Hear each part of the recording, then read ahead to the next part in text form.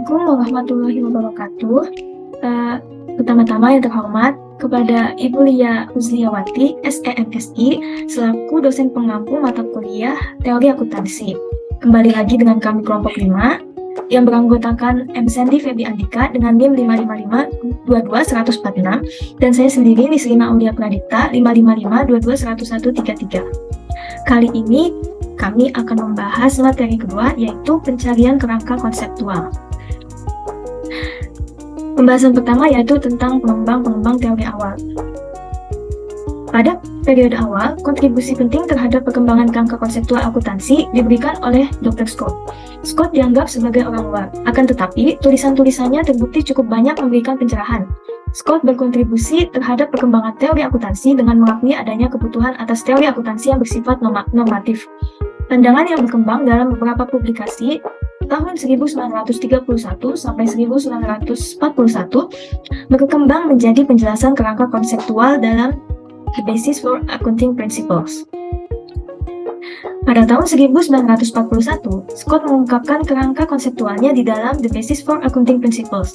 Scott meyakini bahwa kerangka konseptualnya tersebut dapat berfungsi sebagai sarana bagi pengembangan prinsip-prinsip akuntansi yang konsisten secara internal. Kerangka konseptual Scott mencakup hierarki postulat dan prinsip-prinsip berikut yang akan digunakan di dalam pengembangan aturan-aturan dan teknik-teknik akuntansi, yaitu yang pertama, ada postulat orientasi, yang kedua ada prinsip keadilan yang berpasif, yang ketiga ada prinsip-prinsip kejujuran dan kewajaran, dan yang keempat ada prinsip-prinsip penyesuaian dan konsistensi. Selanjutnya itu pembahasan mengenai upaya awal pengembangan kerangka konseptual akuntansi oleh organisasi-organisasi otoritatif dan semi-otoritatif. Pertama, pada tahun 1936, American Accounting Association mengeluarkan pernyataan yang berjudul A Tentative Statement of Accounting Principles Affecting Annual Corporate Reports. Lalu pada tahun 1938, American Institute of Accountants AIA juga menerbitkan sebuah monograf berjudul A Statement of Accounting Principles yang ditulis oleh Thomas H. Sanders, Henry Wren Hatfield, dan Underhill Moore yang dianggap menjelaskan teori akuntansi.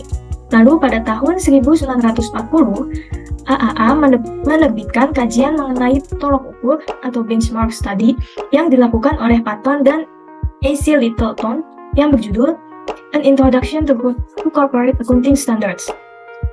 Lalu sampai tahun 1958, permasalahan CAP menyebabkan Presiden American Institute of CAP atau AICPA, Alvin R. Jennings, menyuarakan keyakinan bahwa riset tambahan dibutuhkan untuk menguji asumsi-asumsi akuntansi dan mengembangkan pernyataan-pernyataan otoritatif. Lalu pada tahun 1960-an, APB terlibat dalam upaya lain untuk mengembangkan teori akuntansi. Selanjutnya, Skoblet Committee ini ditugaskan oleh AICPA untuk mengusulkan tujuan fundamental dari laporan keuangan, yakni untuk memandu perbaikan laporan keuangan. Komite tersebut diminta menjawab 4 pertanyaan berikut. Yang pertama, siapakah yang membutuhkan laporan keuangan? Yang kedua, apakah informasi yang dibutuhkan? Yang ketiga, berapa banyak dari informasi yang dibutuhkan tersebut dapat diberikan oleh akuntan? Yang keempat, apakah kerangka yang dibutuhkan untuk memberikan informasi yang dibutuhkan tersebut? Lalu, Skoblet Committee mengadopsi pendekatan normatif sebagai sumber informasi utama mengenai aktivitas ekonomi suatu perusahaan. Laporan komite ini menguraikan 4 kebutuhan informasi bagi pengguna, yaitu membuat keputusan terkait penggunaan sumber daya yang terbatas, lalu mengarahkan dan mengendalikan organisasi secara efektif, lalu mengelola dan melaporkan keamanan sumber daya, yang terakhir, memfasilitasi sejumlah fungsi dan pengendalian sosial. Selanjutnya, pernyataan tentang teori akuntansi dan penerimaan teori. Proses penetapan standar di awal tahun 1970-an yang belum terselesaikan menyebabkan AAA kembali mempertimbangkan teori akuntansi. Pada tahun 1973, Committee on Concept and Standards for External Financial Reports yang dibentuk oleh AAA ditugaskan untuk memperbarui ASOBAT karena banyaknya perubahan yang terjadi dalam akuntansi sejak ASOBAT pertama kali diterbitkan. Kesimpulan yang diambil oleh komite adalah fakta bahwa satu teori akuntansi dasar yang dapat diterima secara universal itu tidak pernah ada. SATA pertama kali muncul dalam ulasan mengenai teori akuntansi dan menemukan bahwa sejumlah teori hanya menjelaskan akuntansi dalam cakupan kecil. Komite ini mencatat bahwa walaupun terdapat kesepakatan umum bahwa tujuan akuntansi keuangan adalah menyediakan data ekonomi terkait entitas akuntansi, berbagai teori telah muncul sebagai akibat dari cara berbeda yang digunakan ahli teori untuk memisahkan para pengguna data akuntansi dan lingkungannya. Selanjutnya, ada berbagai pendekatan terhadap teori akuntansi yang dipadatkan menjadi 3 kategori. Yang pertama ada pendekatan klasik, kegunaan untuk keputusan, dan ekonomika informasi. Pertama, pendekatan klasik itu, Sata mencatat bahwa banyak penulis karya dalam kategori ini yang memiliki pengetahuan di bidang ekonomi. Oleh karenanya, kebanyakan penulis yang digolongkan ke dalam kelompok ini dipengaruhi oleh teori perusahaan atau theory of the firm, ekonomi neoklasik yang mengabaikan biaya historis dan secara umum menyarankan penggunaan nilai kini. Selanjutnya ada kegunaan untuk keputusan. Fokus kedua dari kajian-kajian dalam kategori ini berada di seputaran riset yang menguji reaksi para pembuat keputusan terhadap alternatif-alternatif pelaporan. Lalu yang ketiga, ekonomika informasi. Kajian-kajian yang dikelompokkan ke dalam kategori ini dipandang telah menggunakan teori ekonomi untuk menentukan kebutuhan informasi bagi pengambilan keputusan ekonomi. Lalu selanjutnya ada evaluasi Sata. Pendapat Sata bahwa belum ada teori akuntansi yang diterima secara universal akhirnya membuat FASB mengembangkan teori semacam itu. FASB merespons dengan kerangka konseptual yang dimilikinya. Pisnell pada tahun 1978 menyimpulkan bahwa pendekatan teori Sata tidak menyusun paradigma, karena suatu paradigma jauh lebih dari sekedar serangkaian hipotesis. Selanjutnya itu ada proyek kerangka konseptual FASB. FASB dan IASB mengumumkan proyek gabungan yang ditujukan untuk mengembangkan kerangka konseptual umum yang baru yang dibangun dari kerangka konseptual yang sudah ada. Rencana kerja proyek tersebut terdiri atas rangkaian tingkatan atau tahapan. Proyek ini yang pertama fokus pada perubahan lingkungan sejak dikeluarkannya kerangka konseptual awal, serta menghapus kerangka awal dalam upaya memperbaiki, melengkapi, dan melakukan konvergensi atas kerangka yang ada secara efisien dan efektif. Lalu, memberikan prioritas pada penanganan dan pembahasan masalah-masalah tersebut dalam setiap tahapan yang mungkin menghasilkan manfaat bagi Dewan dalam jangka pendek. Terakhir, awalnya mempertimbangkan konsep-konsep yang bisa diterapkan dalam entitas-entitas bisnis di sektor swasta. Selanjutnya, Statement of Financial Accounting Standards Number 8. Pada bab 1 dalam SAFC Nomor 8 menyatakan bahwa tujuan pelaporan keuangan adalah memberikan informasi keuangan mengenai entitas pelaporan yang berguna bagi investor, pemberi pinjaman, dan kreditur lainnya yang ada pada saat ini dan yang potensial terkait pengambilan keputusan untuk penyediaan sumber daya bagi entitas tersebut. Tujuan pelaporan keuangan adalah dasar dari kerangka konseptual. Lalu pada bab 3 dari SFAC nomor 8 ini mengidentifikasi karakteristik kualitatif dari informasi akuntansi yang membedakan informasi yang lebih berguna dengan informasi yang kurang baik, kurang berguna untuk tujuan pengambilan keputusan. Di sini ada tabel dari karakteristik kualitatif dan informasi akuntansinya. Para pengguna utama dari informasi akuntansi ini ada penyedia modal, investor, dan kreditur beserta karakteristiknya. Lalu batasan pervasifnya itu ada biaya. Kualitas dasarnya itu ada dua, yaitu relevansi dan penyajian yang jujur. Lalu konten dari kualitas dasarnya itu dari relevansi ada nilai prediksi, materialitas, dan nilai konfirmasi. Lalu dari penyajian yang jujur itu ada kelengkapan, bebas dari kesalahan, dan netral. Yang terakhir, peningkatan kualitasnya itu dapat diperbandingkan, dapat diverifikasi, ketepatan waktu, dan dapat dipahami. Baik, selanjutnya yaitu mengenai Statement of Financial Accounting Concept Number 5, itu membahas mengenai pengakuan dan pengukuran dalam laporan keuangan. SFAC nomor 5 ini membahas masalah pengukuran tertentu yang berkaitan erat dengan pengakuan. Adapun untuk komponen-komponen yang ada itu harus memenuhi 4 kriteria. Yang pertama adanya definisi, kemudian keterukuran, kemudian relevansi, dan juga penyajian yang jujur. Kemudian untuk Statement of Financial Accounting Concept Number 6, itu membahas mengenai elemen-elemen laporan keuangan perusahaan. Di sini itu didefinisikan 10 elemen laporan keuangan yang digunakan untuk mengukur kinerja dan posisi keuangan entitas ekonomi seperti aset, kemudian liabilitas, ekuitas, investasi oleh pemilik, kemudian distribusi kepada pemilik, laba komprehensif, pendapatan, beban, keuntungan dan kerugian, mempresentasikan bagian-bagian yang digunakan untuk menyusun laporan keuangan. Kemudian untuk Statement of Financial Accounting Concept number 7 itu membahas mengenai penggunaan informasi arus kas dan nilai sekarang dalam pengukuran akuntansi.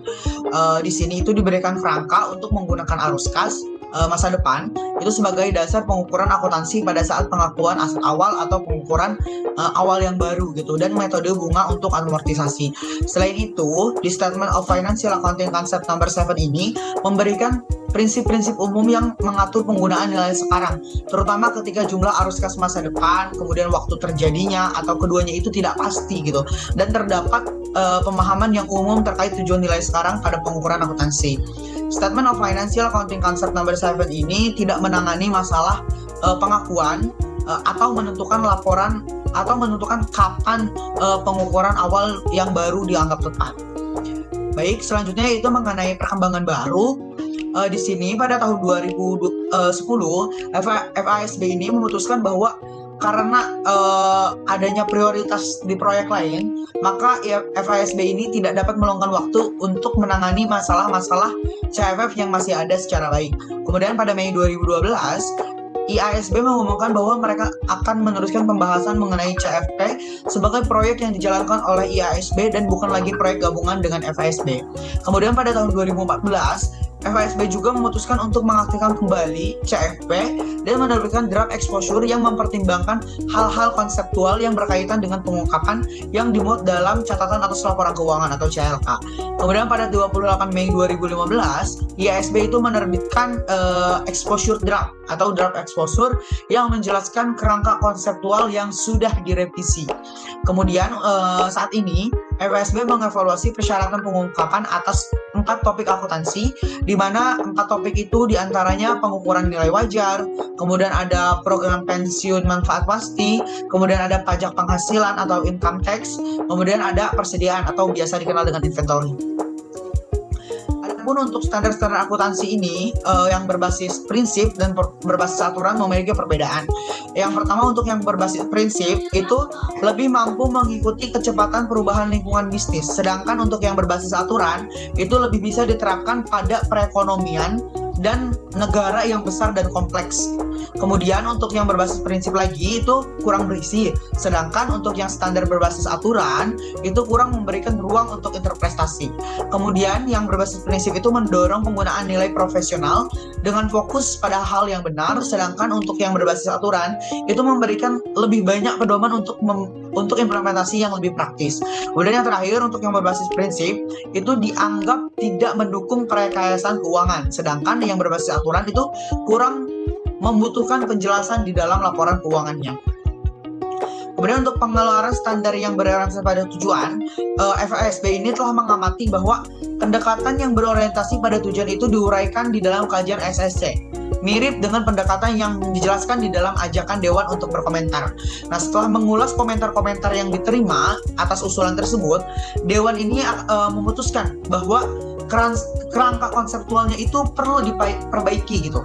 Dewan juga sepakat dengan SEC bahwa tujuan-tujuan dari standar-standarnya itu perlu didefinisikan secara lebih jelas gitu. Kemudian pedoman implementasinya perlu diperbaiki, cakupan pengecualiannya perlu dikurangi, dan pendekatan aset liabilitas untuk penetapan standar harus tetap dipertahankan.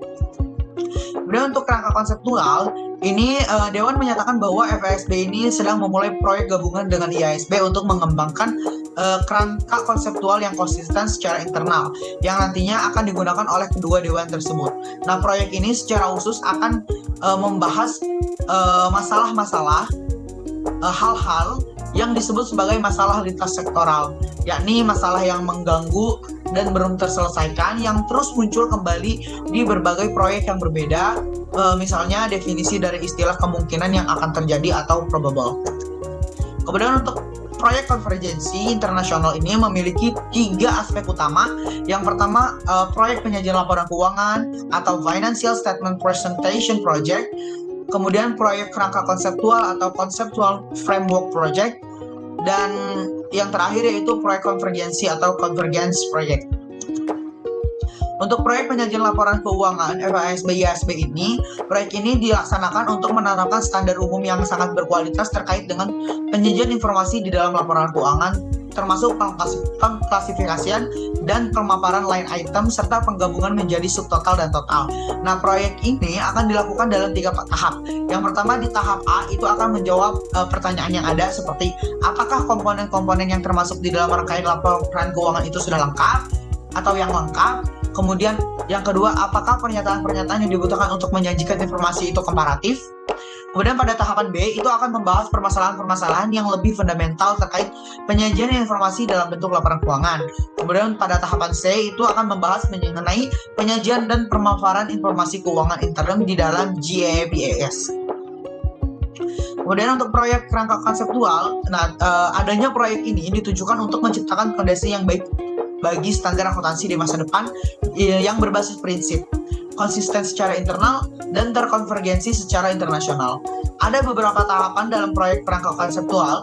Yang pertama adalah tahapan tujuan dan karakteristik kualitatif, kemudian tahapan definisi elemen-elemen pengakuan dan penghentian pengakuan, kemudian tahapan pengukuran, tahapan konsep entitas pelaporan, tahapan penyajian dan pengungkapan, serta batasan-batasan dalam pelaporan keuangannya, kemudian tahapan tujuan dan status kerangka kerja, kemudian tahapan penerapan kerangka kerja bagi entitas nirlaba, dan tahapan sisa permasalahan jika ada gitu. Kemudian untuk proyek konvergensi, tujuan dari proyek konvergensi standar akuntansi ini adalah untuk membuat perusahaan-perusahaan di negara-negara yang berbeda itu menggunakan prosedur akuntansi yang sama dalam mengukur dan melaporkan posisi keuangan serta hasil operasinya. Ini merupakan tujuan yang diinginkan karena perbedaan dalam penggunaan prosedur akuntansi ini dapat mempengaruhi data yang tersedia untuk melakukan investasi. Nah, proyek konvergensi ini mendekati penyelesaian dan belum ada proyek baru yang diperkirakan akan ditambahkan ke dalam agenda. Nah, tujuan dari pengembangan serangkaian standar akuntansi ini di seluruh dunia itu belum tercapai dan penggunaan IFRS di Amerika Serikat tidak diantisipasi dalam waktu dekat jika memang bisa dilakukan. Mungkin cukup sekian penyampaian materi dari kelompok 5. Terima kasih. Wassalamualaikum warahmatullahi wabarakatuh.